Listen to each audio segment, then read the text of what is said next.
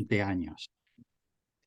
Entonces, estaba interesado en ver cómo la prensa trataba el tema de los abusos durante 20 años.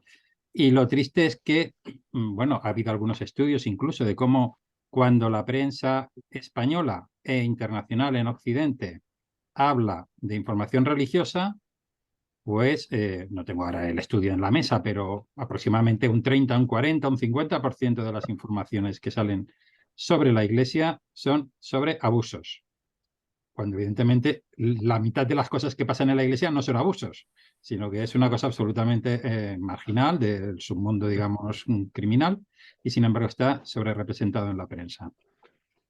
Cuando yo empecé a escribir del tema de los abusos, yo voy a demostrar y reconocer que tengo muchos desconciertos, muchas cosas que no acabo de entender y muchas cosas que todavía me estoy planteando y que he ido cambiando a lo largo del tiempo, ¿de acuerdo? Y no me importa reconocerlo. Yo cuando empecé, mi postura era que el 90% de los casos que veía que caían en prensa debían ser bulos, falsas acusaciones o engaños de enemigos de la Iglesia directamente. Pero pensaba que quizá uno de cada 10 casos podían ser reales y que efectivamente podía haber pervertidos, depredadores sexuales, etc. Hoy pienso lo contrario.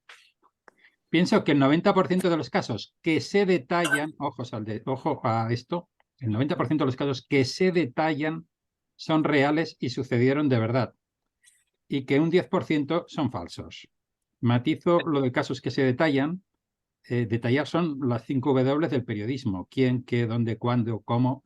Si hay detalles, si te dicen quién fue, dónde, cómo lo hizo, y coinciden 2 o 3 personas que dicen a mí también me lo hizo, a mí también pasó y también sucedió en aquel lugar, etcétera, pues casi seguro que eso es verdad.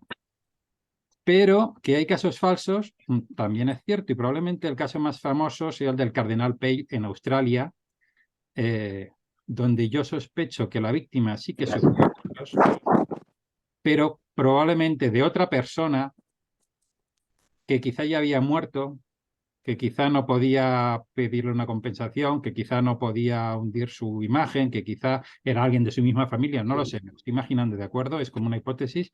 Sufrió abuso de otra persona y lo proyectó sobre el cardenal Pale, quizá por odio a la Iglesia, buscando compensación. Los detalles del abuso del cardenal Pale eran absolutamente increíbles. Toda Australia lo supo. Pale fue a la cárcel, estuvo un año en la cárcel.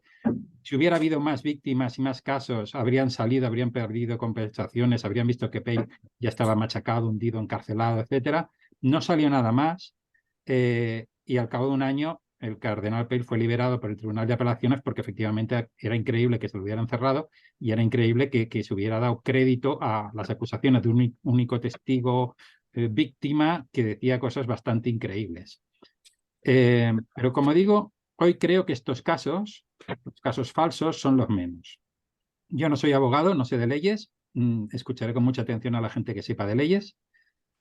Lo que sí que he hecho ha sido leerme varios de los informes internacionales a medida que iban saliendo. Me leí el año pasado el informe francés, me leí hace unos meses el informe portugués, me leí al menos uno de los grandes informes irlandeses y creo que el otro en parte también.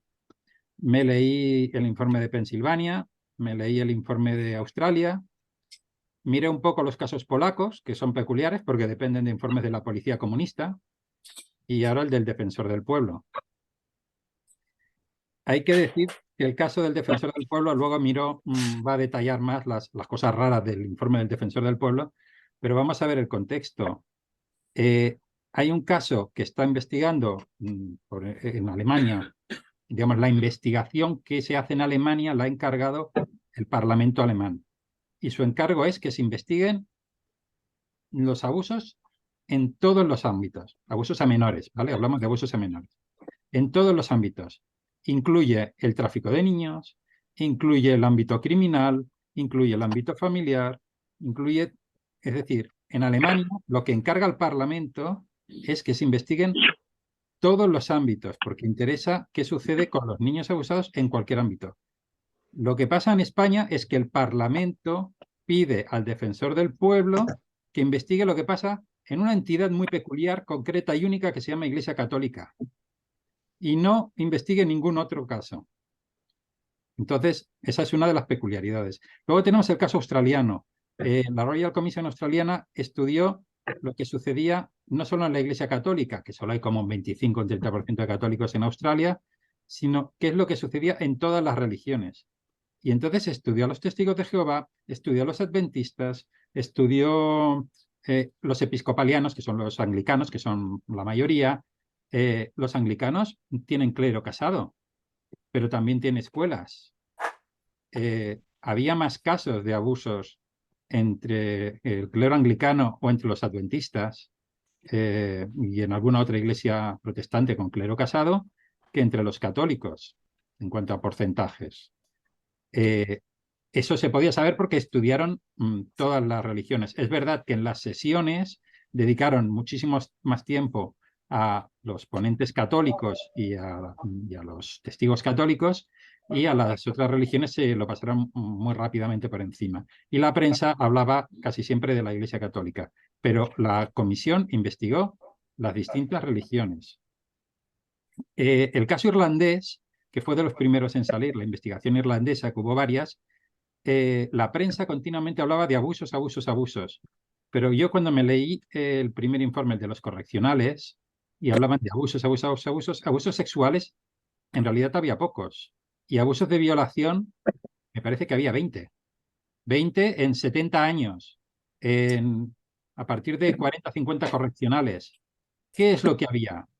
Eran correccionales para a veces gente pobre, a veces eran embarazadas, solteras, otras veces eran chavales de la calle, otras veces eran hijos de padres alcohólicos, otras veces eran pequeños criminales.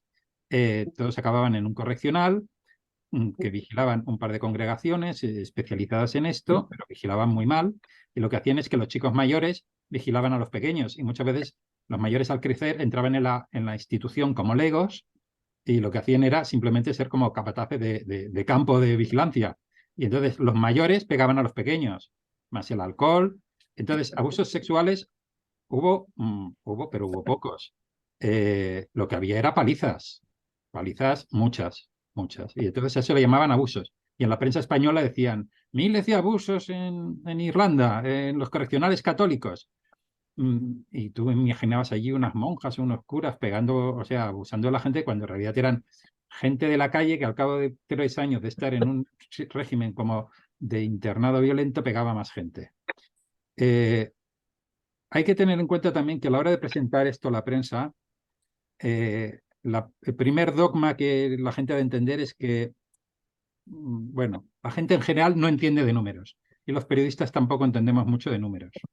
El periodista de a pie le dice 4 números y piensa que es como una palabra sagrada que apunta, porque parece fácil de publicar. Esto Daniel Arasa, que muchos de vosotros conocéis, que es un periodista veterano, lo dice 1000 veces y es completamente cierto. El periodista es muy malo con números. No distingue entre 10.000, 100.000, 1.000.000 o 2 millones.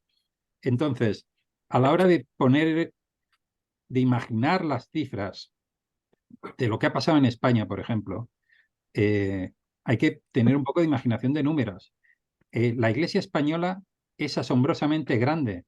Hemos de tener en cuenta que es más grande que muchas otras iglesias donde se han hecho estudios. Es mucho más grande que la australiana, es mucho más grande que la irlandesa, es mucho más grande que la francesa, mucho más grande que la portuguesa, y mucho más grande, y bueno, un poco más grande, si quieres, que la norteamericana, que es un país muy grande, pero católicos no son tantos.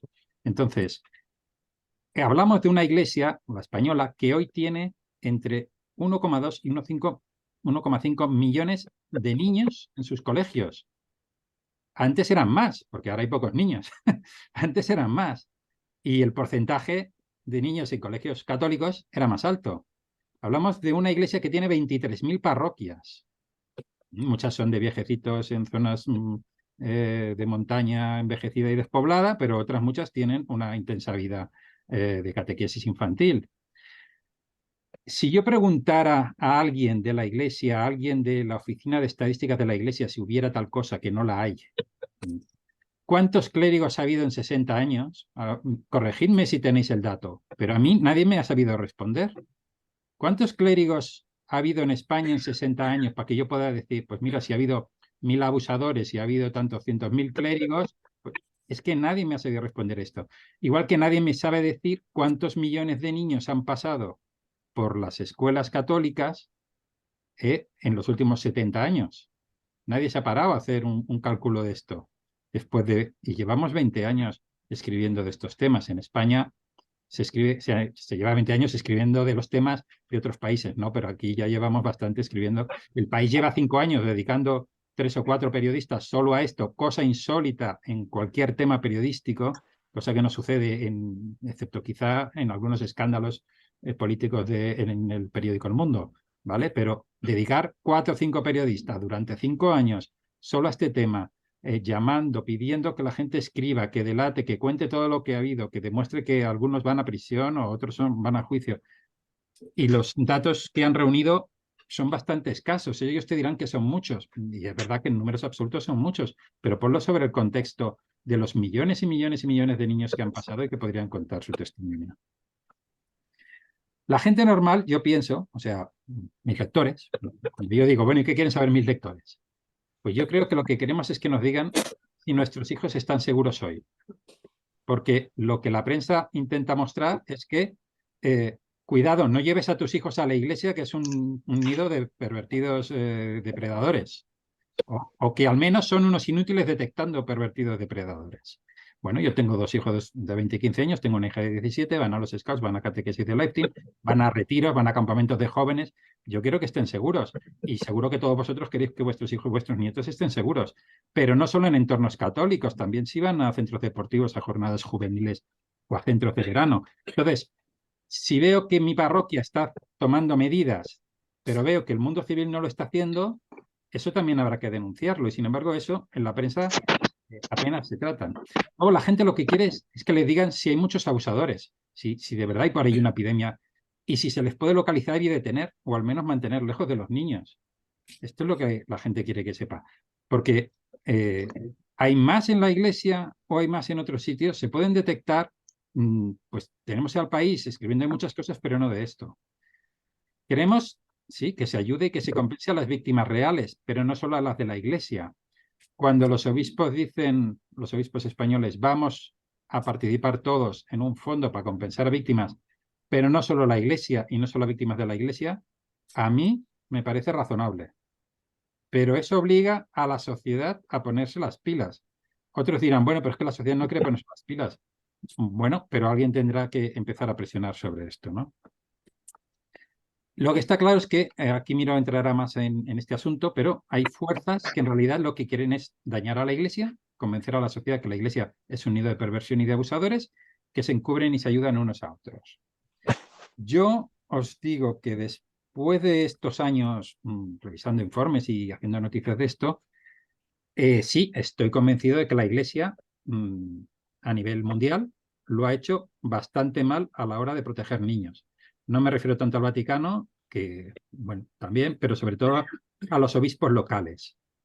Igual que los obispos son bastante malos en disciplinar a los rebeldes, en defender la sana doctrina y en hacer gestos proféticos, son bastante malos también en buscar abusadores y alejarlos de los niños. Pero la pregunta es, ¿lo ha hecho peor la Iglesia, los obispos y las congregaciones religiosas? Que esa es otra, porque los obispos no supervisan a las congregaciones religiosas, que tampoco tienen tantísimos recursos a veces como pueda parecer, ¿no? Ahora están poniendo en marcha una serie de mecanismos que parece que funcionan bastante bien, irán mejorando, pero la pregunta es, ¿la Iglesia lo ha hecho peor que el resto de la sociedad?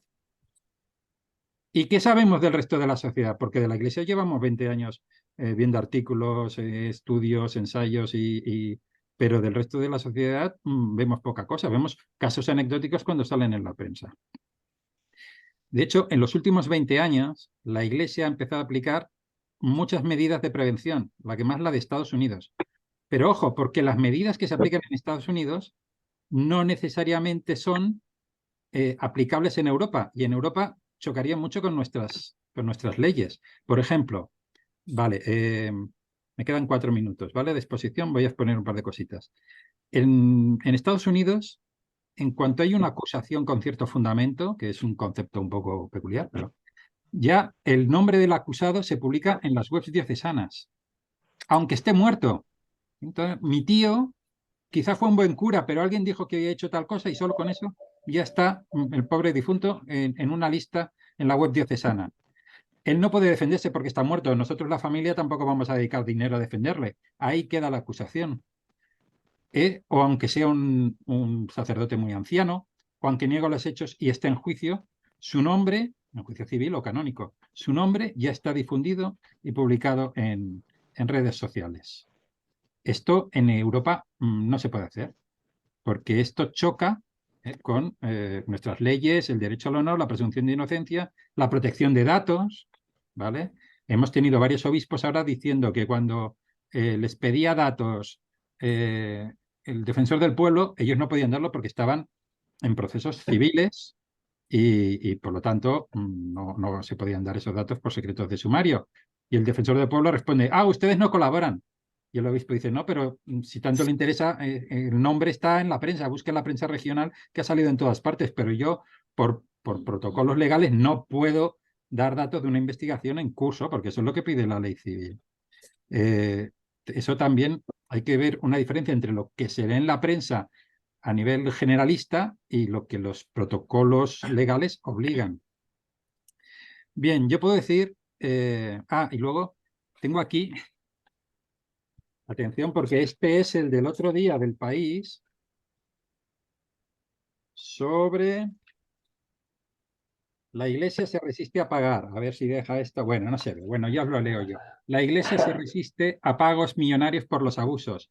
En realidad la Iglesia se resiste al protocolo de Estados Unidos que ha hundido a un montón de diócesis por el sistema de compensaciones sin límites que tiene Estados Unidos. Pero en España las compensaciones están basadas, lo dicen los del País mismo, en las que cobrarías si en un accidente de trabajo pierdes un dedo, pierdes una mano, o en un accidente de tráfico, compensaciones por miembros perdidos. Las compensaciones en España siguen ese modelo de base. Al país no le gusta, al país quiere bueno, que se hunda la Iglesia brutalmente y ya está, ¿no? Bueno, tenía unas cuantas cosas pensadas. Bueno, lo voy a decir muy rápidamente. Cuando yo empecé, yo pensé que era cosa de clérigos progresistas, los abusadores, que eran clérigos progresistas contrarios a la castidad. Y que algunos habían fundado redes de clérigos homosexuales, sobre todo en seminarios, que no es que buscaban niños, buscaban efebos, es decir, adolescentes. Esto era lo que yo decía en 2001, que se ayudaban entre ellos. Teníamos ejemplos claros, como el obispo Wigland de Milwaukee, que era un gay declarado, que dimitió en 2002 y que, bueno, un chaval le acusaba de que le había acosado, etc. No negó, evidentemente, tener varios amantes y fueron saliendo informaciones sobre algunos seminarios que en el desmadre, digamos, de la revolución sexual de los años 70, principios de los 80, pues crearon auténticos lobbies gays en algunos seminarios. Y yo pensé que con esto bastaba para explicarlo. Hoy sigo pensando que esto se ha dado, creo yo, pero no explica todas las cifras de Estados Unidos y no creo que explique el fenómeno de España. No lo creo ahora, con los datos que yo tenga. Luego pensé que era cosa como de clérigos progresistas que entraban en la iglesia en los años 70 diciendo ahora cambiará la moral sexual y podremos hacer de todo. Pero luego salieron el caso de Maciel en los Legionarios de Cristo, luego salieron otros depredadores de movimientos más conservadores, salió Figari y el sodalicio, salieron líderes de Perdona, movimientos Pablo, un franceses. momento.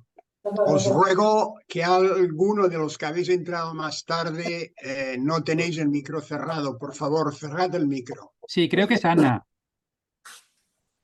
Me parece Venga. que es. Ok. Entonces, luego empecé a ver que quizá tenía que ver con líderes narcisistas, es decir, con capacidad de manipulación, de engañar a las víctimas, a los superiores, de mentir sin sonrojarse. Leí un juez que hizo casos en Estados Unidos que decía que sí, que el acusado era un narcisista manipulador, un gran mentiroso, capaz de creerse sus propias mentiras, engañar a los obispos. Además, en la iglesia la gente tiende a pensar bien del otro y decir, bueno, pues si lo dice, pues será verdad, ¿no? ¿Por qué de pensar mal? Y bueno, eso es una receta para el desastre con criminales, ¿no? Y bueno, hice un artículo sobre líderes narcisistas en iglesias, mirando un estudio protestante y resulta que sí, los narcisistas les gusta ir a la iglesia y convertirse en pastor, en líder, en sacerdote, para intentar tener gente a la que mangonear y que les hagan caso en todo y no rendir cuentas ante nadie, porque la Iglesia es bastante mala a la hora de hacer rendir cuentas a los subalternos. Es un lugar donde te inspeccionan poco, ¿no? Y entonces pues, los abusadores tienden a ir. Pero luego he ido más allá y veo que no basta con estas redes de homosexuales activos ni con estos narcisistas. Hay una cierta banalidad y mediocridad. Parece que hay bastantes abusadores ocasionales más que depredadores. Sí. Ana, me parece que tiene. Ana, ¿escuchas? Parece que tienes Podéis silenciarla vosotros, ¿eh? El que tiene ¿Sí? la administración le puede...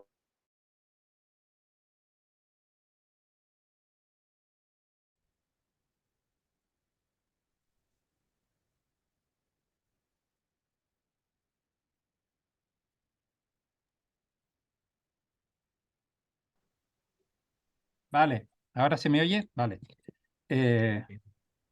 Bueno, estaba ya terminando. Mi conclusión final es que la Iglesia no ha sido especialmente buena, pero tampoco ha sido especialmente mala en la lucha contra los abusos. En los últimos 20 años y en los últimos 5 años se han dado muchos pasos para mejorar, que ya quisiera yo que tuviera la escuela pública, el mundo del deporte, el mundo del espectáculo y algunos otros ámbitos del ocio, y que queda claro que en todo el mundo los obispos y las autoridades católicas o eclesiales, pero no solo las eclesiales, es que el fenómeno sucede también en otros ambientes, que en principio a la víctima intentas no tomártelo en serio y decir que no puede ser, no será, no es para tanto, y luego cuando se ve que es grave, se le presiona para que desista, se calle, se harte, lo deje. Y muchos clérigos con liderazgo han pensado que la patata caliente la tenía que gestionar otro, el siguiente, mi sucesor, o otro obispo y lo mandaban a otro país. O sea, la Iglesia lo ha hecho bastante mal, pero no lo ha hecho peor, al menos, y ahora en los últimos años creo que lo está haciendo bastante mejor que el resto de la sociedad. ¿Cómo usa esto los enemigos de la Iglesia para manipular contra ella y machacarla en prensa sistemáticamente? Eso es otra cosa que tenemos que denunciar y señalar pues, con detalle. Lo dejo por aquí, luego habrá turno de preguntas.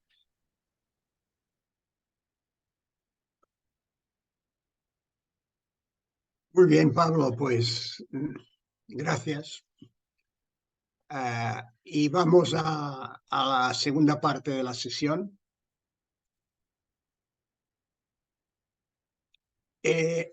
La segunda parte de la sesión la centro exclusivamente en España. Pablo ha dado una ojeada en el ámbito internacional.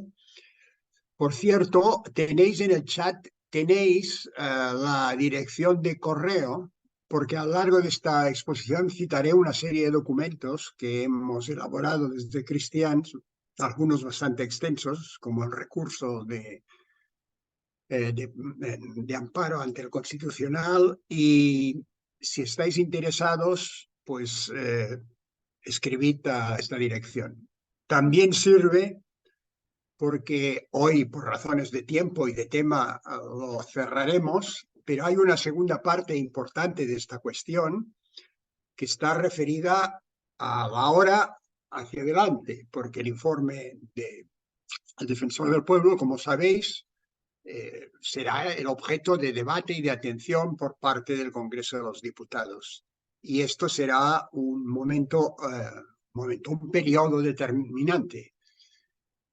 El qué hacer sobre esta cuestión creo que debe ser un motivo de reflexión y después de la reflexión de acción. Y en este sentido, todos los que estéis interesados en el tema, hay mucha gente que no conozco, pues simplemente lo hacéis constar en el correo y de esta manera os podemos tener en cuenta para la próxima. Dicho esto, bajo mi punto de vista, lo que está sucediendo en términos resumidos, lo que significa es que hay un acto flagrante de discriminación hacia la Iglesia y la escuela católica prohibido por la Constitución, una. Dos, la Iglesia sirve como chivo expiatorio para no abordar el grave problema social de la pederastia. Y tres, el procedimiento va dirigido, y esto es lo que sucederá a partir del próximo año en el Congreso, a establecer una causa general sobre la Iglesia que además causará un grave perjuicio a la escuela concertada católica. Evidentemente, hacer estas afirmaciones no tiene nada que ver con excusar a los delincuentes, sean sacerdotes o laicos, que han cometido este terrible delito. Lo que significa es situarlo en el contexto real y evitar que, como hasta ahora viene sucediendo, el abuso sea una cosa que forma parte de un tema marginal para los poderes públicos, para la propia sociedad, para las instituciones de esta sociedad que tienen más casos, como sean la escuela, como sea la práctica deportiva, como sean las propias familias. Solo hace falta comparar a la normativa y los recursos que existen en relación a la violencia de género con el abuso de los menores para constatar la brutal diferencia que existe en cuanto a prioridades en un tema y en otro. Y cuando personas como, por ejemplo, la síndica de Greuges de Cataluña, a la exigencia de claridad y transparencia, la acusa de practicar el tú más, tú dices esto porque para acusar que los otros son más. Bueno, lo que está haciendo, y estoy refiriéndome a un cargo de una relevancia notable y que se presupone que vela por los derechos, lo que está haciendo es mantener en la oscuridad más del 99% de los casos. Pero además es que esta sensación existe en la sociedad. El año pasado, la empresa DIM, por encargo de 20 Minutos, hizo una encuesta sobre este tema en el mes de febrero. Y sobre la pregunta de que si se tenía de ampliar o no más allá de la Iglesia y considerar todo el tipo, los delitos, el 88% de la gente respondía que sí y solamente un 6% respondía lo contrario. Y esto es así por sentido común. ¿En qué sentido común cabe que miremos el problema por el agujero de la cerradura si podemos abrir la puerta? Escribí el primer artículo sobre la pederastia hace un montón de años, el 2010, y he tardado 12 años en hacer el siguiente. Lo escribí en La Vanguardia porque empezaba a aparecer en el ámbito internacional. Bien, lo que decía entonces, no voy a repetirlo ahora, en cuanto a la caracterización de la arbitrariedad en el tratamiento de los casos, en la que identificaba 7 notas características, se pueden aplicar exactamente ahora. Es decir, este artículo que tiene 12 años, publicado ahora, va a misa y nunca mejor dicho. Creo que es importante que recordemos telegráficamente una cronología reciente, pero es necesario porque tiene unos ítems clave, ¿no? ¿Cuándo empezó la campaña del país? Pues hace 5 años, el 2 de octubre del 2018, y puso en marcha una cosa singular, un teléfono para denuncias anónimas, es decir, un mecanismo perverso que permite la venganza. Por eso las denuncias anónimas no se aceptan, porque lo que permite, aquel me ha hecho la puñeta, pues se va a enterar. A partir de ahí, siguen otros elementos que hay que tener en cuenta. Ya en el 2019, la Conferencia Episcopal Española aprobó un protocolo de actuación para abusos, prevención, normas, detección, sanciones y para atender y acompañar a las víctimas. Y también creó una comisión permanente para abordar lo que se regulaba. En 2021 el país presentó su informe sobre la pederastia. Si no lo tengo mal anotado, después de tanto tiempo de funcionar, solamente identificó 322 autores. Nosotros, que nos miramos el informe con un especial afecto, encontramos que algo más del 30% de estos presuntos autores no podían ser presentados como tal porque el caso carecía del mínimo detalle como para darlo por válido. El país entregó un informe a la Conferencia Episcopal, al Vaticano, a los partidos políticos, al Supremo Corte. Y de aquello surgieron dos iniciativas que a continuación comento. Pero en medio un breve paréntesis, el Vaticano no hizo ninguna declaración formal, pero con un sentido de la oportunidad, que no soy quien para juzgar, pero que me parece, dudoso, en el 2020 ordenó una auditoría sobre la pederastia de la Iglesia española. No se conoce el resultado. El mes siguiente a la presentación del informe del país, la fiscal general del Estado, exministra de Justicia con presidente Sánchez, Dolores Delgado, solicitó a los fiscales territoriales que les enviaran informes sobre todos los casos que tenían vivos que pudieran afectar a personas del ámbito religioso vinculadas a la Iglesia. Hay que decir que antes de esto, la anterior fiscal general, la señora María José Segarra Crespo, pidió algo parecido, pero que no era lo mismo, porque lo que aquella fiscal general pidió era un informe sobre todos los casos, no solo los referidos a la Iglesia.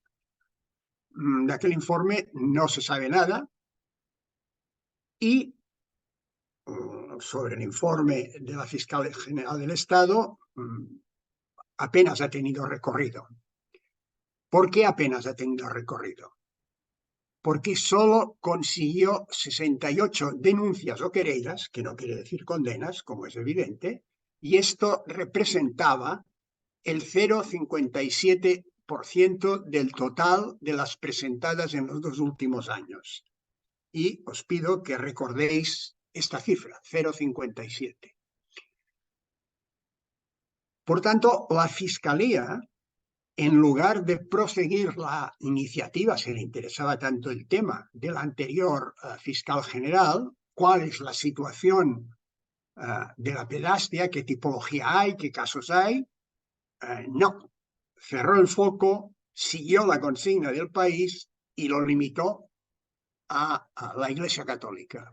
Es un principio claro de discriminación. En el febrero del 22, la Iglesia encarga al despacho Cremades un informe que tenía de librar un año después, que no lo ha librado, que le dio una prórroga que tampoco ha hecho caso y que pues tendrá, según el mismo despacho ha formulado, tendrá listo a final del año. Naturalmente, cuando lo entregue, o en el mejor de los casos, no servirá de nada. O en todo caso, su utilidad será aumentar el bollo. En este sentido, el camino seguido por la Conferencia Episcopal no es excesivamente, digamos, brillante. En el marzo del 22 se produce el hecho crucial. El Congreso de los Diputados asume en alguna medida lo que dice el país y encarga al defensor del pueblo un informe sobre la pederastia. Después me referiré a él, a través de una proposición no de ley firmada por el Partido Socialista y el Partido Nacionalista Vasco. Y llegamos ahora, en octubre del 23, el Defensor del Pueblo hace la entrega. Y ahora empezará el gran momento. Este informe, como he dicho antes, pasará por comisión, probablemente llegará al Pleno, se pueden invitar a testimonios, se pueden invitar a expertos, se pueden producir proposiciones no de ley, incluso una proposición de ley, y tendremos a la Iglesia y a la Escuela Católica en el primer plano de un juicio que celebrarán los políticos en el Congreso. Ante esto, Christians el año pasado empezó a realizar una serie de informes al Congreso de los Diputados, a todos los diputados y senadores, 2 escritos referidos al Defensor del Pueblo. Presentamos un recurso de amparo al Tribunal Constitucional que no fue atendido por considerar que no estábamos legitimados en este tema.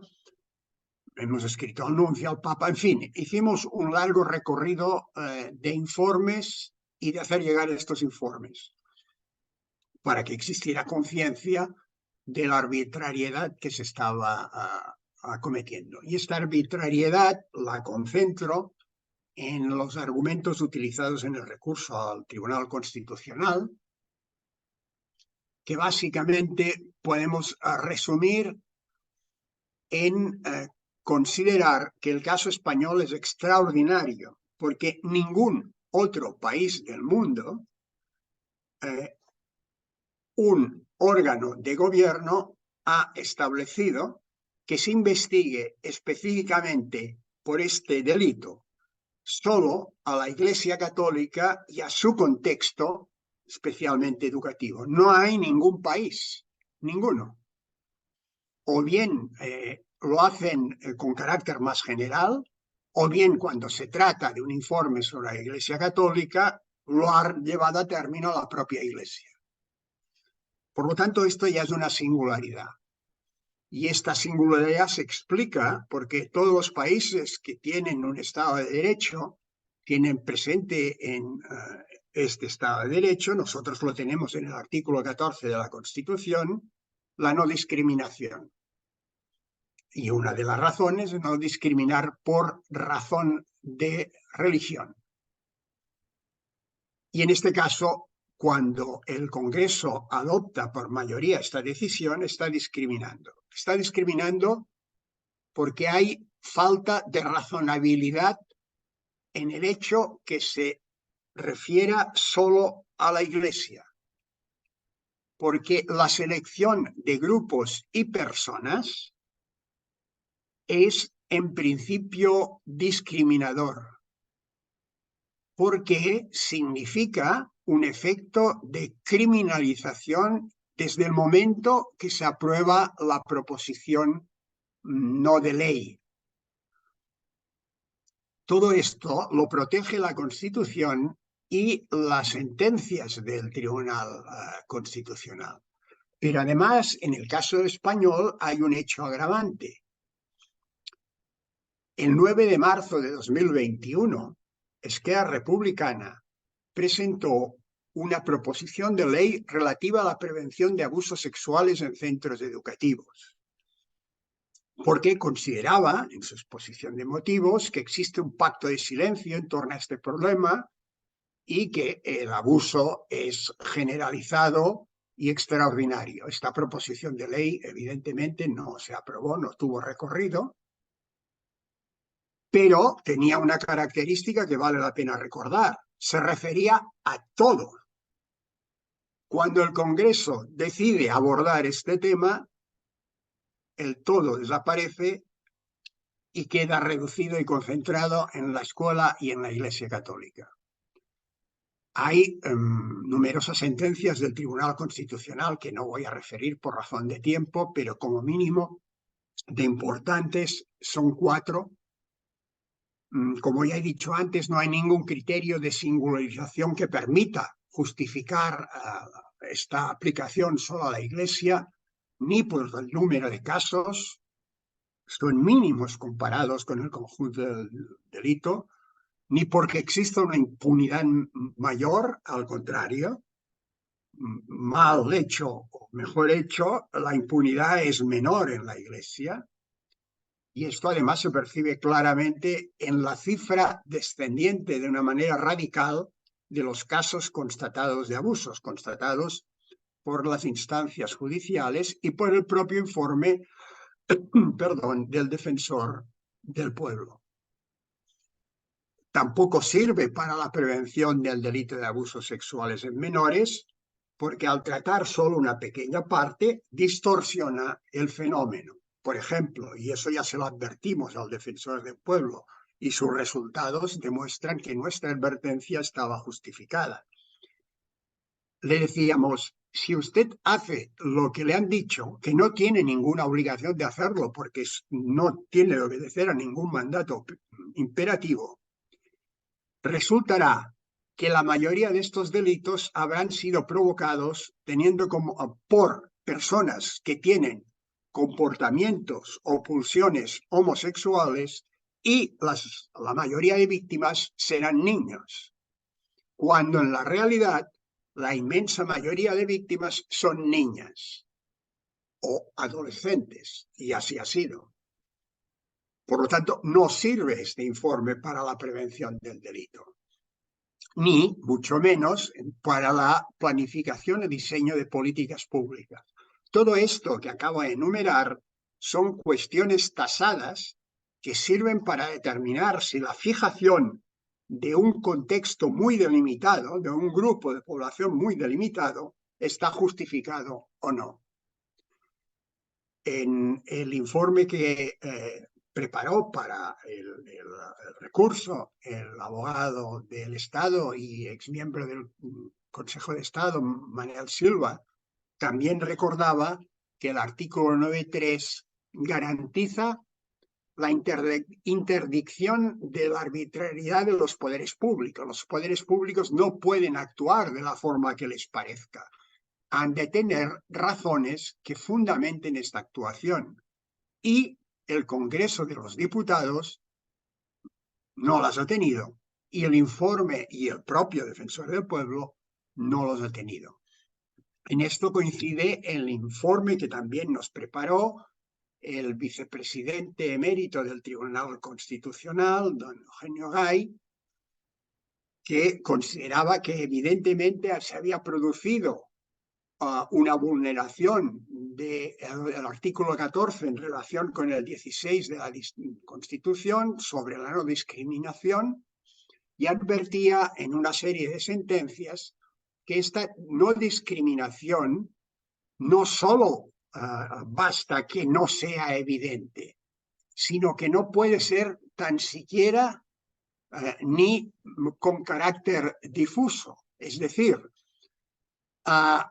se puede dar la discriminación cuando se realiza un acto que significa un impacto adverso sobre la persona o el colectivo. Y este acto, impacto adverso, no tiene una justificación claramente demostrada, cosa que evidentemente la proposición de ley no tenía y el informe del defensor del pueblo no tenía, porque en ninguno de los dos casos, fijaros bien, se razona por qué se ciñen solo a la Iglesia y a la escuela. Pero es que el Comité para la Eliminación de la Discriminación de Naciones Unidas dice que el establecimiento de perfiles para la selección de personas o grupos basadas en pertenencias a grupos raciales, étnicos o religiosos no se puede hacer, porque implica un principio de discriminación. Y solamente quiero recordar cómo el Ministerio Fiscal actuó contra el candidato de la alcaldía de Badalona, García Albiol, por unos carteles que parecía vincular la delincuencia, después esto no tuvo recorrido, a un grupo étnico determinado de inmigrantes. Si en lugar de hablar de Iglesia Católica, todo esto estuviéramos hablando, no sé, de inmigrantes, de gitanos o cualquier otro grupo, ya habría políticos que habrían puesto el grito en el cielo. Por otra parte, el defensor del pueblo, y no me extiendo en las razones porque no llegaría al final de lo que quiero decir, tampoco actúa bien, porque su misión es realizar cualquier investigación que afecte a actos y resoluciones de la administración pública y a sus agentes, incluidos ministros, funcionarios, etcétera, etcétera.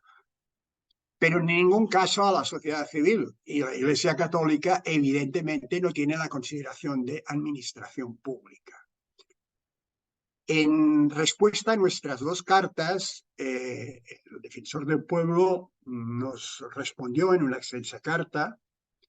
No la voy a leer ahora, si hay ocasión en el coloquio la mostraría, pero sí quiero subrayar que intentaba razonar el por qué sí podía hacer esta investigación en nombre de los derechos humanos.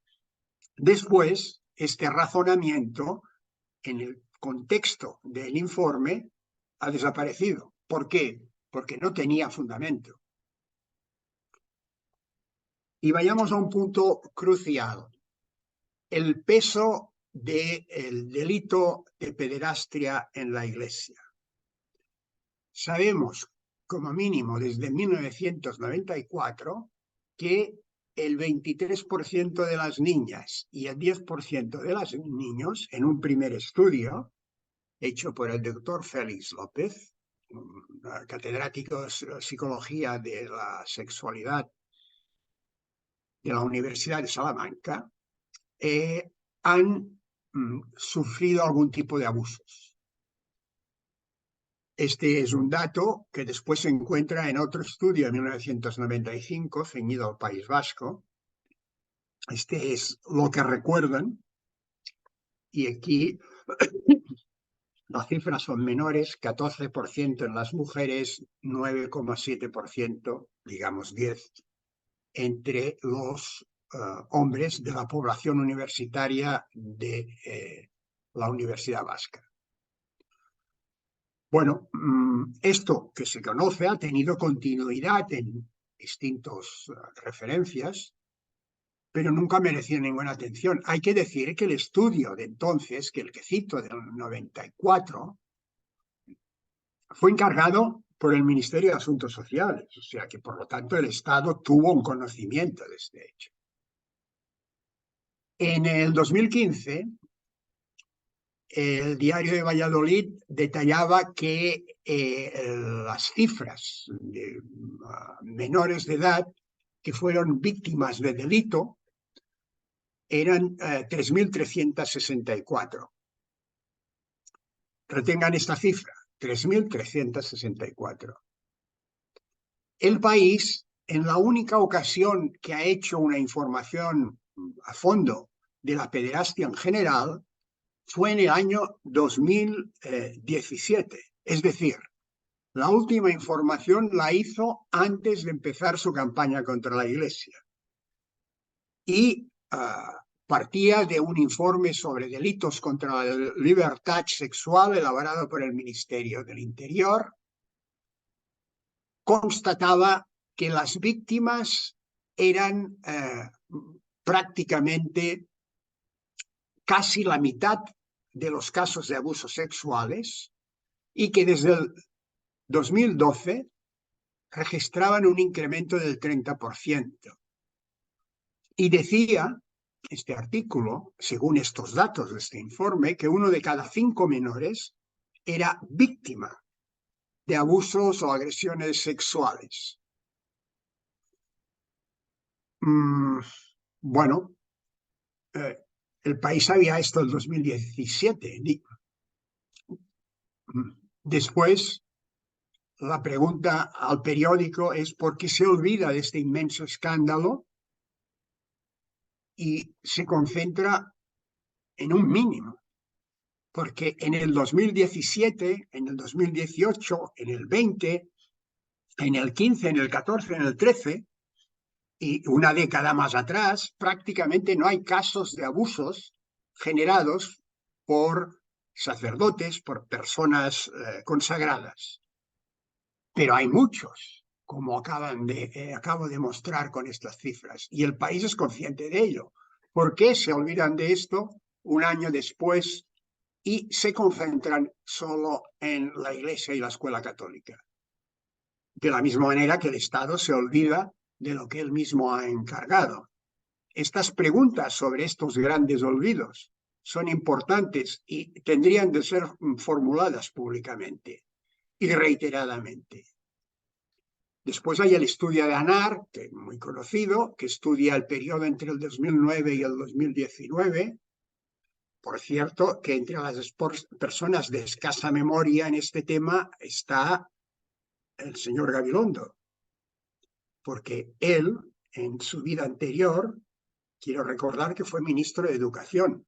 Estuvo cerca de 4 años, 3 y algo. Todos estos datos que he dicho son anteriores. Y parte de los datos que voy a citar de ANAR, los que arrancan del 2009, también.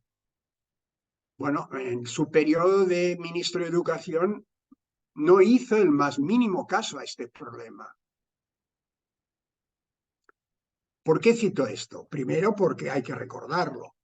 Y segundo, porque en realidad hay mucha gente, muchas instancias del propio Estado, que han pecado gravemente de omisión, esto que se acusa a la Iglesia sistemáticamente, pero con datos mucho más escandalosos y mucho más reiterados, mucho más conocidos, que se han dedicado a mirar hacia otra parte y que no tienen ningún interés en que afloren, porque entonces aflora su propia responsabilidad.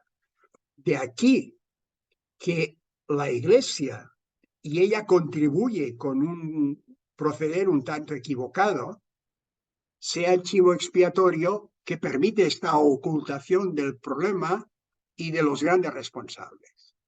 Volviendo al estudio de ANAR, en el mismo se verifica que las personas de carácter religioso, sacerdotes o personas religiosas, son el 0,2. Según como te lo miras, en otras partes puedes llegar al 0,4, aunque el dato directo es 0,2, y esto es lo que hay.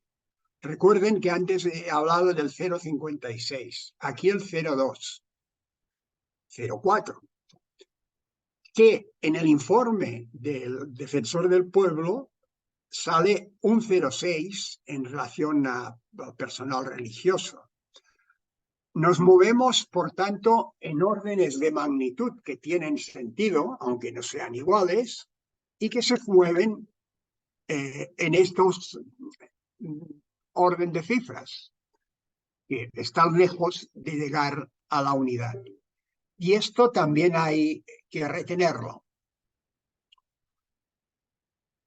En este informe de ANAR, por cada delito cometido por un sacerdote, por cada caso, cometido por un sacerdote, 5 fueron por monitores, 18 por maestros y profesores, 26 por relaciones iniciadas por Internet, 50 por su pareja y expareja, y esto tendría de ser adolescentes, y 72 por un amigo y compañero, aunque el núcleo más importante es la familia y su entorno.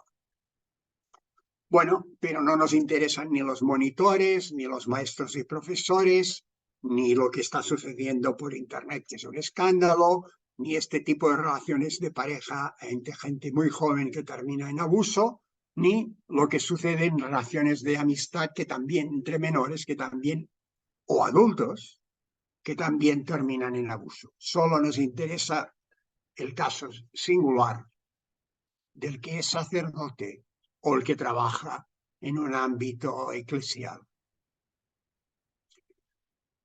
En otro informe de Save the Children, referido a los datos de 2019 y el 2020,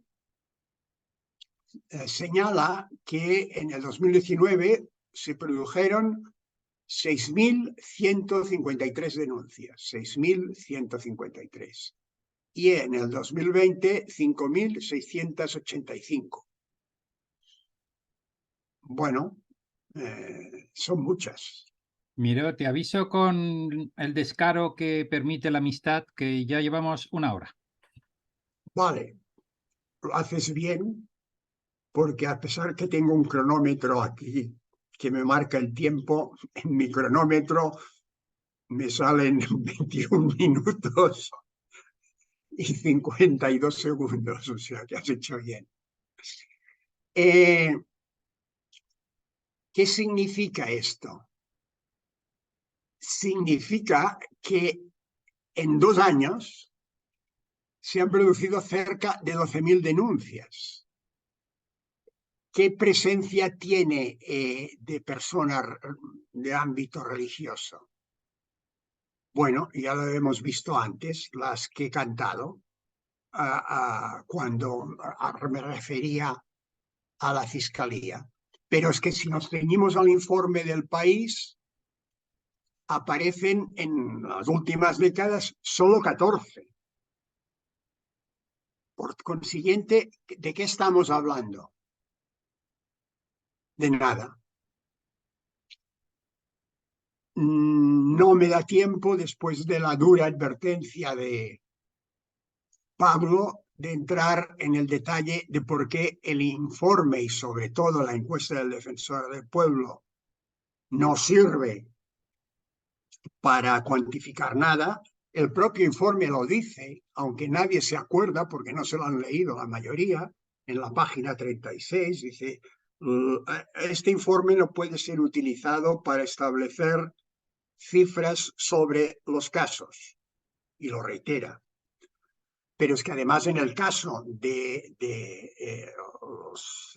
personas religiosas, hay tan pocos en la muestra, a pesar de que es una muestra muy grande y tiene un margen de error muy pequeño del 1%, que no tiene significación, porque con un margen de error del 1%, si tenemos solo 0,6 casos o 0,5 casos, no podemos decir absolutamente nada, porque está fuera del alcance de lo que puede indicar o sostener la encuesta.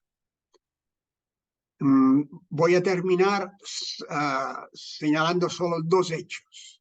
De acuerdo con un informe del Defensor del Pueblo, con las entrevistas, los casos reales, no tiene ninguno del 2020, década 2020. Solo tiene 8 del 2010. Y la inmensa mayoría de casos se concentran en, cosa que ya sabíamos, en el periodo 1960-1980. ¿Qué quiere decir esto? Que no estamos indagando el presente, que no nos interesa para nada lo que sucede ahora o ha sucedido hace los últimos 10 años, 15, que es el término de una generación. Nos interesa un pasado lejano. Vale. ¿Y cómo vamos a diseñar políticas públicas no estudiando la realidad de ahora y fijándonos en lo que sucedía a medianos, avanzado del siglo pasado? Termino. El problema más importante, a pesar del desgaste que ha significado hasta ahora para el ámbito católico todo esto, empezará con los debates y con el procedimiento en el Parlamento. Y no se tendría de repetir el mismo error que se ha cometido hasta ahora, porque entonces el daño será todavía mucho mayor. Y quien lo va a sufrir de una manera extraordinaria, porque funcionará lo que decía antes Pablo del principio de confianza, será la escuela católica. Por lo tanto, es necesario dar una respuesta, pero una respuesta acertada. que no sea reactiva, ni dé la sensación de poner el ventilador en marcha, que tampoco evidentemente sea ponerse de perfil. Y esto es lo que necesitamos, que se prepare, que podemos contribuir a esta preparación como el aire que respiramos. Y aquí lo dejo. Y pasaremos ordenadamente al coloquio. A ver, así los veo a todos. Muy bien. Pues hay una serie de WhatsApps que no sé qué dicen, que se van, que bien, muchas gracias, no sé qué. Tenéis la palabra, ¿eh? Porque si no utilizáis la palabra, Pablo Ginés la utilizará. Josep, Sí. en relación a esto último que has dicho, explícanos por favor el enfoque erróneo que se ha dado hasta ahora al tema. Primero, no se le ha dado un enfoque, este formaría parte del Erróneo. error. ¿Eh? No, Erróneo has dicho el que hasta primer ahora... error es no adoptar un enfoque. Utilizaré la palabra que tengo realmente en lugar de enfoque. Pero como al público católico hay palabras que no les entusiasma, pues la evito. Una estrategia que no es otra cosa que definir un objetivo y establecer cuáles son los mejores caminos para llegar. En este sentido, no se ha actuado de manera prudente, porque la prudencia es esto.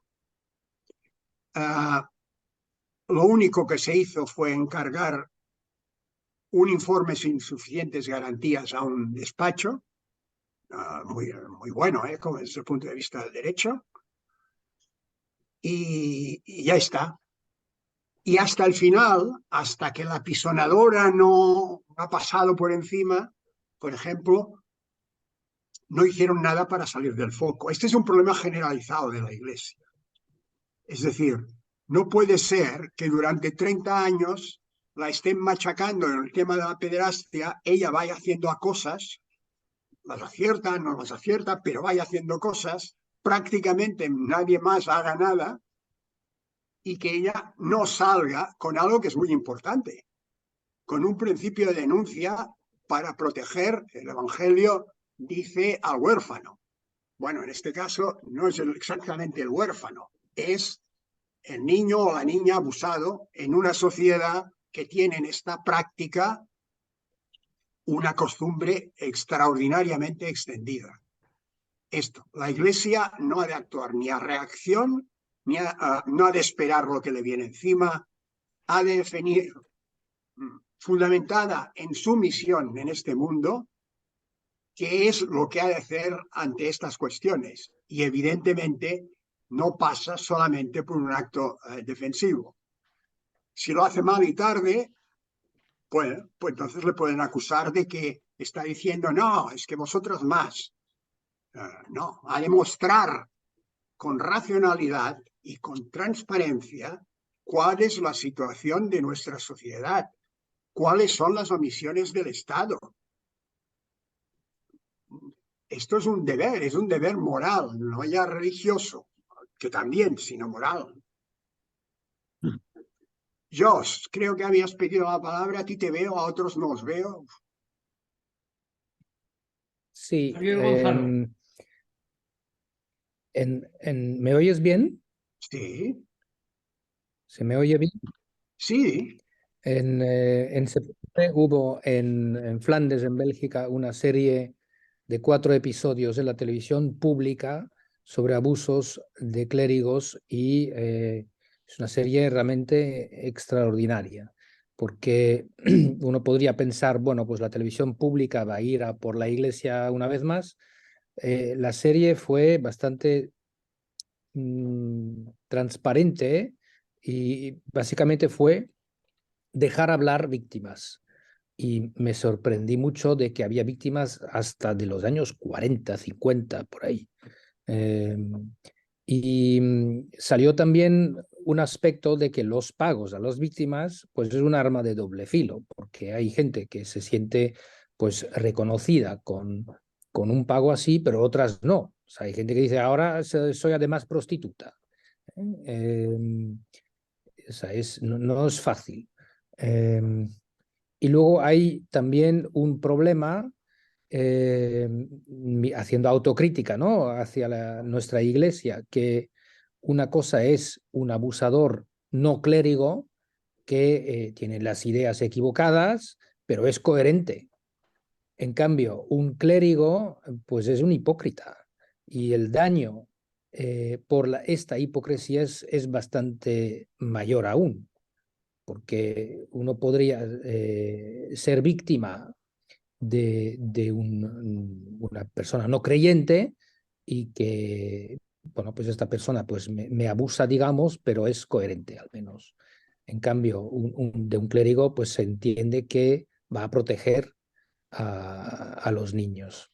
Entonces, cuando no lo haces, es un hipócrita, además. Claro.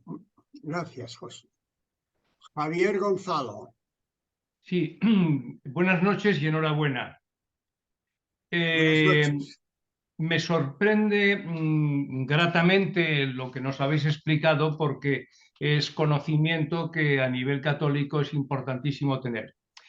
Quería preguntarte, porque tengo entendido que también en el Parlamento de Cataluña se abrió o se ha abierto a instancias de Esquerra Republicana para que vayan los obispos catalanes ante el Parlamento, pues un poco a ser interrogados o investigados a nivel comisión sobre estos temas en Cataluña. No sé si eso es cierto, porque sería muy grave, claro. Es cierto, con algún matiz, que hemos de acabar, de todas maneras, de aclarar, porque una cosa es lo que acordaron y otra cosa es lo que estamos viendo que está pasando. La idea inicial de Esquerra Republicana era esta que has definido, pero Junts se opuso y pidió que se generalizara, que también se llamara a otras instancias, por ejemplo, educativas de carácter general. Es decir, y esto lo utilizamos nosotros como precedente el año pasado cuando escribimos al Defensor del Pueblo. A diferencia de lo que adoptó el Congreso, aquí al final, para que se pudiera aprobar, acordaron que harían una cosa que no estaría ceñida a la Iglesia Católica. Y este es el acuerdo. Por lo tanto, sí es cierto que Esquerra adoptó la iniciativa, pero lo que se aprobó no era exactamente lo que presentaba Esquerra, sino algo más potable, aún que evidentemente con todos los elementos de riesgo del mundo, pero era algo más equilibrado. Todos o muchos de los casos. Lo que pasa que estamos viendo, pero claro, nuestra capacidad para seguirlo todo es escasa, que en las comparecencias está aflorando solamente el tema de la Iglesia. Y además con colaboradores activos como la comparecencia del otro día, ya lo he dicho de pasada, pero lo he dicho, de la síndica de Greuges, Esther Salinas, que a pesar de proceder de una universidad como la Ramon Llull, de la que fue rectora, bueno, su intervención en la comisión centrada en la Iglesia fue incendiaria.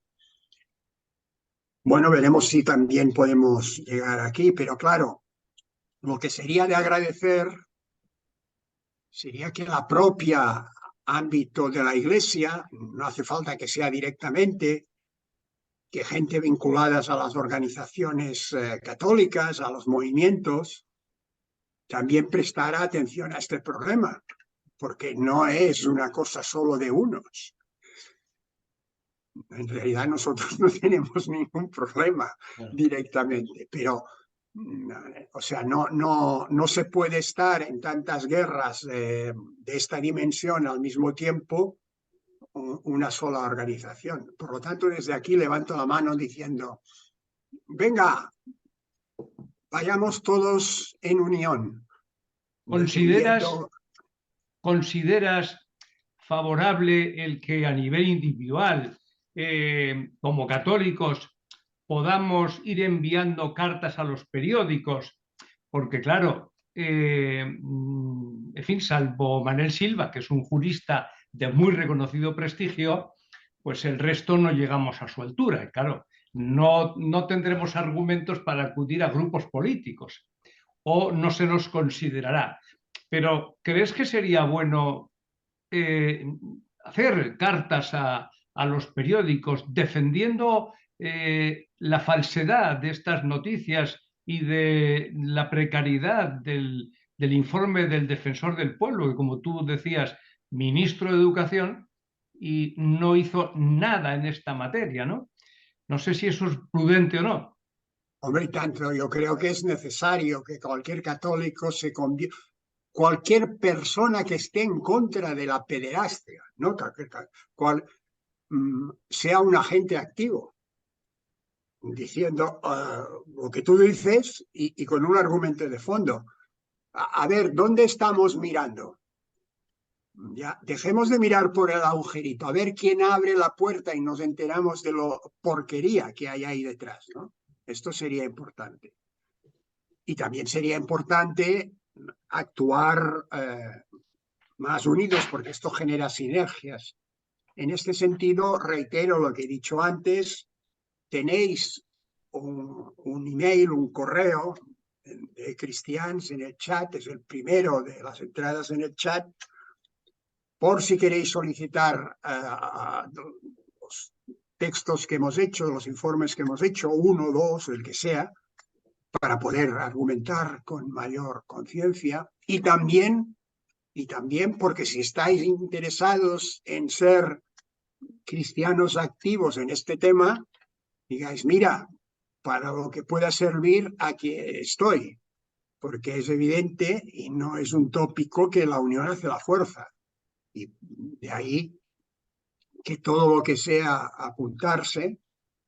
Y después, tercera razón de lo que me refiero en el chat es que también lo he dicho al inicio, dentro de unas semanas haríamos una sesión que seguramente será mucho menos concurrida que esta, por desgracia, pero centrada en reflexionar sobre el qué podemos hacer, en la que presentaríamos una estrategia que antes habremos comentado con representantes de la Iglesia y ver qué parte podemos hacer nosotros. Para que podamos enviaros los papeles, nos tenéis de decir vuestro correo. No basta con decir, es que yo me gustaría recibirlo, porque veo que algún chat dice esto, ha de haber el correo, si no, ¿a quién se lo vamos a mandar? Bravo. Muchas gracias. No veo el mail en este chat, pues yo lo he visto antes. A ver. Si no lo canto, pero yo lo he visto antes. Un momento, que estoy corriendo todo lo que hay en chats.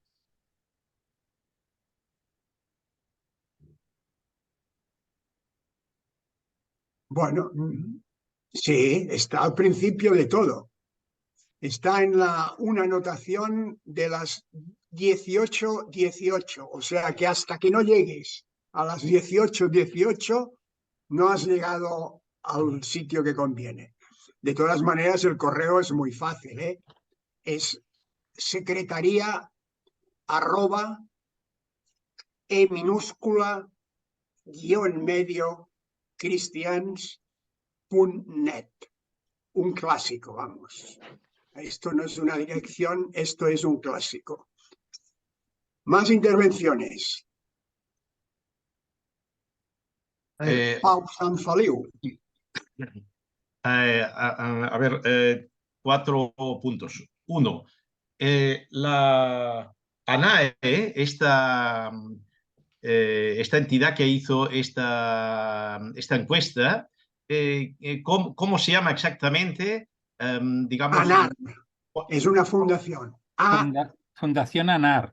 Y trabaja ANAR, Fundación ANAR. ANAR. ¿Cuál es su sede? ¿Dónde está? Digamos, ¿quién la lleva o quién la dirige? Te lo busca, si te lo pones en el buscador, Vale. lo tendrás todo. Es una fundación que está en Madrid, especializada desde hace muchos años en la atención a la infancia. Sus informes son a partir de las llamadas, es decir, cuando la gente está abusada o se siente acosada y no sabe a dónde ir, antes que ir a la policía prefieren llamar a su teléfono.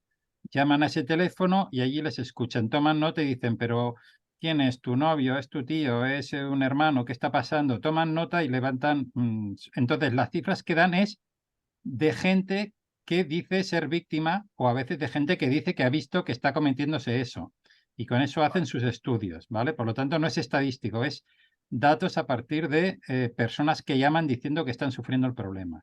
Bueno, que denuncian, aunque no sea una denuncia, digamos, a una entidad, bueno, a un... Claro, porque no siempre hay posibilidad de llevarlo a denuncia judicial, aunque ANAR lo intenta, ¿no? Intenta decir, bueno, pues presenta esto, te podemos acompañar, etcétera. Otras veces a lo mejor ven que no tiene sentido, pero toman datos. En ese sentido es una buena fuente de datos. Y claro, podría llamar la gente y decir, es que ha sido mi catequista o ha sido mi párroco, pero llaman y dicen todo tipo de cosas menos eso, al menos en los últimos 12, 15 años que están haciendo el estudio. Vale, segunda cuestión. Sería bueno de disponer del texto, de los protocolos que ha hecho la Iglesia o del protocolo que existe, supongo que tiene que existir seguro, en la Iglesia, en la diócesis de Barcelona, y en las demás diócesis, si es que se ha generalizado o hay un protocolo preparado por la conferencia episcopal, sería bueno que pudiéramos disponer de este texto, ¿no?, para poderlo presentar siempre y cuando se diga, es que, a ver, ¿qué de esto? Bueno, la Iglesia está haciendo y tiene este criterio a seguir, ¿no? Esto pienso que es muy importante tenerlo a mano para saber qué hacer, o incluso si uno conoce un caso, para poder seguir sinceramente ese procedimiento. Yo indirectamente conocí un caso a través de un familiar, que denunciaba que en su colegio que había habido una persona que había sido abusada, tristemente el hermano de un exalumno, que creo que incluso la cosa acabó, digamos, trágicamente, creo que se suicidó, en fin, y entonces él me comentó de que si había esta tal persona que había sido abusador, tal, y entonces, bueno, sé que hay un teléfono en nuestro obispado, que a quien se puede llamar para denunciar el caso. Pero sería muy importante disponer del protocolo que tiene la Iglesia, sea la Iglesia de Barcelona o la Conferencia Episcopal. Vale. Tercera cuestión. Espera, te respondo esto un segundo, por favor. Hay una web que se llama Para Dar Luz. Para Dar Luz. Es la web que ha hecho la Conferencia Episcopal, donde están todas las normas que van saliendo y se van implantando sobre protocolos, atención, acogida, dónde llamar, dónde escuchar. Hay normas distintas en cada diócesis y además están cambiando en los últimos 2-3 años, porque han llegado normas desde Roma nuevas de los últimos 2 años que poco a poco se van implementando. Y además algunas se hacen un poco por cumplir, pero como ahora es más complejo, pues ya empiezan a hacerse protocolos más trabajados. Entonces, cada diócesis es un mundo. Ahora la mejor fuente siempre es decir Para Dar Luz, donde tienes acceso a gente que acompaña víctimas, tienes acceso a gente que acompaña, digamos, canónicamente, y se está concentrando ahí. Pero hasta ahora cada diócesis ha sido un mundo y poco a poco se van coordinando para tener unas normas más comunes. Vale. Gracias. No me lo he apuntado aquí para tenerlo en cuenta. ¿Has terminado, San Feliu? Sí, bueno, la tercera pues cuestión, digamos. creo decir que sí, quiero ser breve. No es de que evidentemente es problemático la cuestión porque lo que no podemos hacer, como decías, no podemos ponernos de perfil. Aquí esto lo hemos de denunciar tal, pero lo que hemos de insistir en que el problema es mucho más grande y que no se puede obviar. Y entonces pienso de que cuando se plantee en la comisión, que se planteará, supongo, cuando el defensor del pueblo informe al Congreso, entonces lo que pienso que tendríamos que ponernos en contacto bueno, con católicos de diferentes partidos para que insistan y reclamen desde cada partido que esto se generalice a todos los casos de pederastia. Lo que no podemos es, digamos, circunscribirlo exclusivamente en la Iglesia, porque ciertamente es un caso discriminatorio, ¿no? Muy bien. Veo que hay una cuestión que ha planteado Jim Scott por el chat y que creo que ha de ser atendida, porque aunque sea por el chat, mejor. Le pido al señor Miró si los obispos le han consultado o pedido cualquier consejo en este tema. No, yo les doy mi opinión, pero ellos no me piden, si no la doy, no me la piden. Más cuestiones.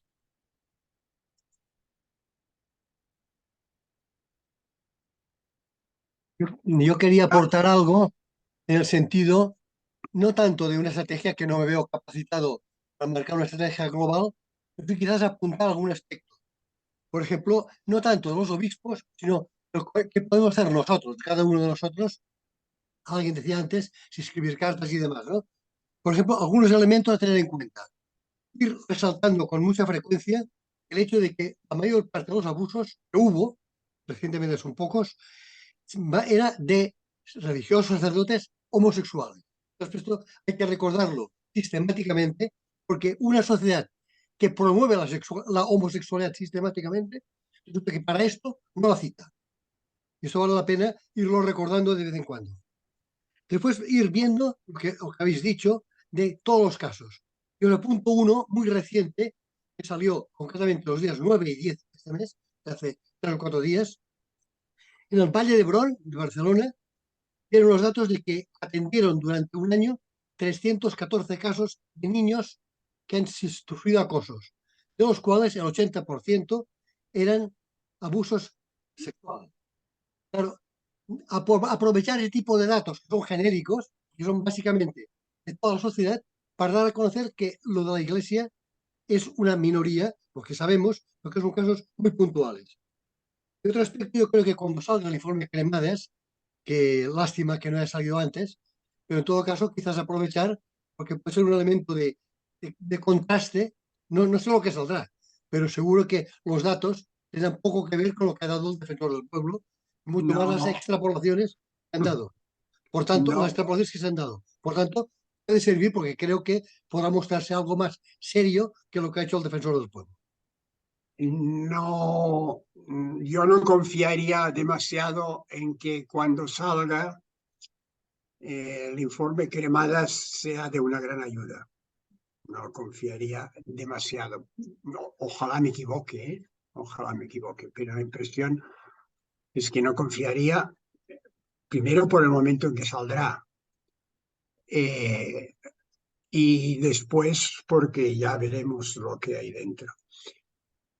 Más cuestiones, o si no, iremos terminando. Y Pablo Ginés, si quieres añadir algo, y después cierro y nos vamos a cenar con la sensación. Simplemente para terminar, digo que es un tema complicadísimo, que es asombroso que con la de estudios que se han hecho, porque estudios sobre abusos en entornos de la Iglesia, ahora que ya tenemos de una docena de países, oye, pues tenemos bastante información.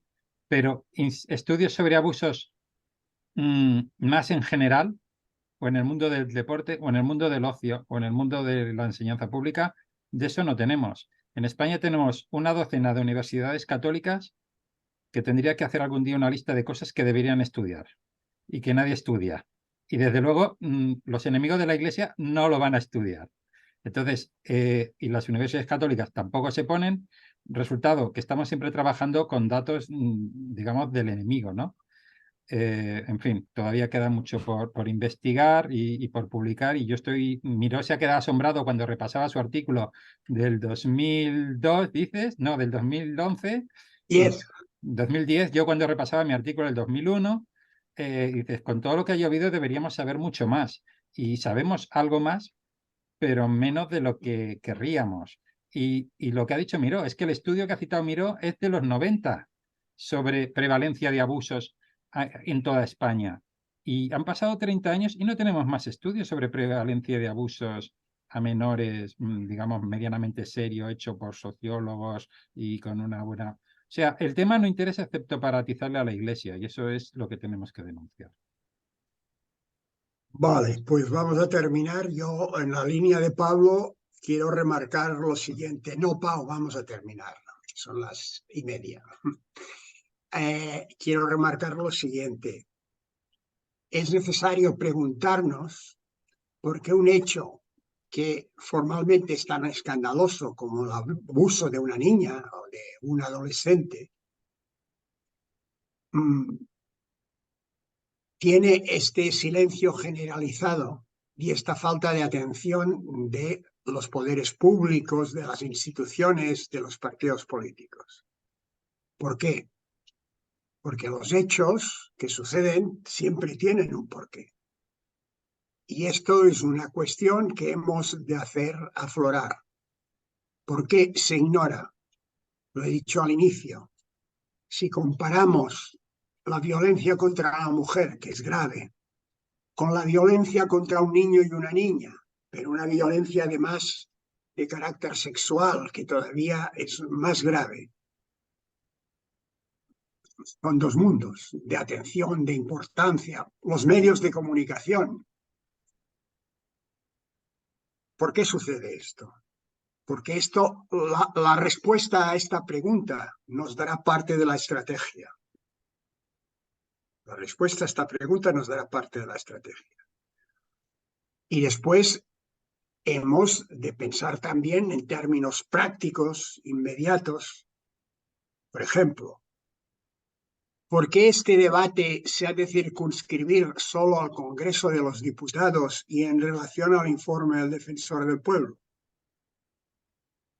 ¿Por qué no se puede desarrollar también en el Senado y con un planteamiento que sea mucho mejor, porque realmente responda a las necesidades que tiene la sociedad de encontrar una respuesta y por lo tanto atienda a todo?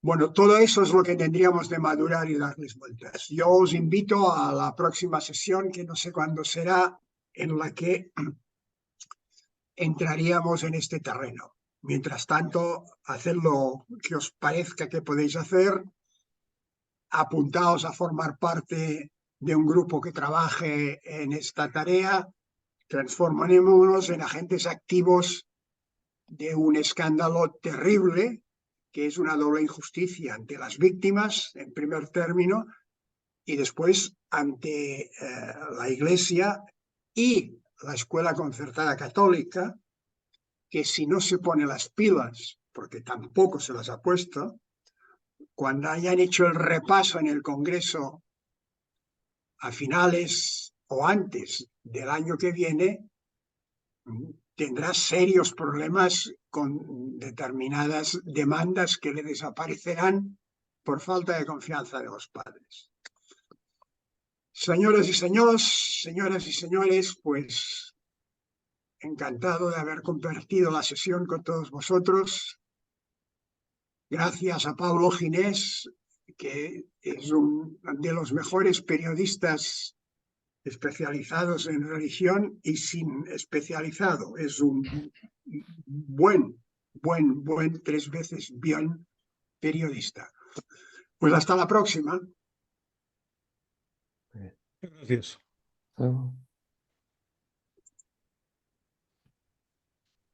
Adiós, buenas noches. Buenas noches a todos. Que vaya muy bien. Muchas gracias. Muchas gracias. Buenas noches.